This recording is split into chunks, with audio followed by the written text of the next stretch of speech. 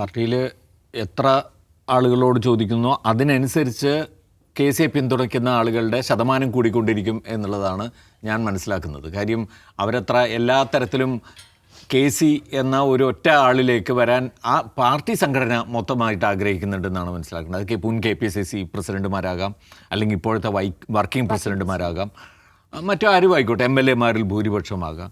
ആ നിലയ്ക്ക് നോക്കിക്കഴിഞ്ഞാൽ ഒരു ന്യൂനപക്ഷം മാത്രമേ VD സതീശന് വേണ്ടിയോ അല്ലെങ്കിൽ രമേശ് ചെന്നിത്തലയ്ക്ക് വേണ്ടിയോ നിൽക്കാൻ ആളുകളുള്ളൂ ഈ പാർട്ടിയെ സംബന്ധിച്ചിടത്തോളം. അതുമാത്രം നോക്കി തീരുമാനമെടുക്കാനാണെങ്കിൽ അതിൻ്റെ സമയമൊക്കെ കഴിഞ്ഞു.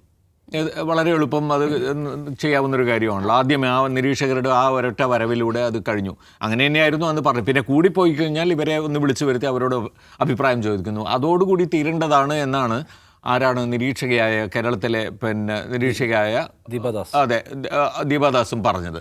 എന്നിട്ടും നടന്നില്ലല്ലോ. അതിനുശേഷം വീണ്ടും ചർച്ചയ്ക്ക് ആളുകളെ വിളിച്ചിരിക്കുകയാണല്ലോ. അത് എന്തിനാണ്? KPCC പ്രസിഡന്റുമാരെയും മുൻ വർക്കിംഗ് പ്രസിഡന്റുമാരെയൊക്കെ വിളിച്ചിട്ട് ഈ കാര്യങ്ങൾ സംസാരിക്കുന്നത് എന്തിനു വേണ്ടിയാണ്?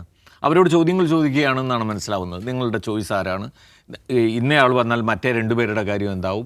കേരളത്തിൻ്റെ പൊതുവികാരം എന്താണ്? അപ്പോൾ ആ ചോദ്യങ്ങൾ വരുന്നുണ്ടെങ്കിൽ അതിൻ്റെ ഉദ്ദേശം എന്ന് പറയുന്നത് കേരളത്തിൻ്റെ പൊതുവികാരം കൂടി കണക്കിലെടുക്കാൻ വേണ്ടിയാണ് എന്നാണ് ഞാൻ വിചാരിക്കുന്നത്.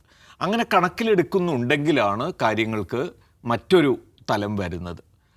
സംഘടനാപരമായി ആലോചിക്കുന്ന കാര്യങ്ങൾക്കെല്ലാം വിരുദ്ധമാണ് ഈ പൊതുവികാരം എന്നുള്ളതാണ് നമ്മൾ കാണേണ്ടത്. ഇപ്പോൾ VD സതീശന് അനുകൂലമാണ് കേരളത്തിലെ പൊതുവികാരം, ജനവികാരം എന്നുള്ള കാര്യത്തിൽ ഒരു തർക്കവും വേണ്ട. ഇത് കേവലം നമ്മൾ അവിടെ ഇവിടെയൊക്കെ ചില പ്രകടനങ്ങൾ നടത്തുന്നതുകൊണ്ടോ ഫ്ലെക്സ് വെച്ചതുകൊണ്ടോ പറയുന്ന കാര്യമല്ല. കാര്യം ഇപ്പോൾ അതൊക്കെ ഓർഗനൈസ്ഡാണ്. വളരെ പെട്ടെന്ന് അത് കൊണ്ടുവന്നു, സ്വിച്ചിട്ട പോലെ നിന്നു. അതുകൊണ്ട് അതിനെല്ലാം പിന്നിൽ ചില ആളുകൾ പ്രവർത്തിച്ചു എന്നുള്ളതല്ലാതെ മറ്റൊന്നുമില്ല എന്ന രീതിയിലാണ് ഈ പോയ നേതാക്കൾ തന്നെ ഹൈക്കമാൻഡിനോട് പറയാൻ ശ്രമിച്ചതെന്നാണ് മനസ്സിലാവുന്നത്. പക്ഷേ അതല്ല സംഗതി. ഞാൻ ഒരു വ്യക്തിപരമായി മനസ്സിലാക്കിയ കാര്യങ്ങൾ വെച്ചാണ് പറയുന്നത്. ധാരാളം വീടുകളിൽ പോലും ഇതൊരു ചർച്ചയാണ്.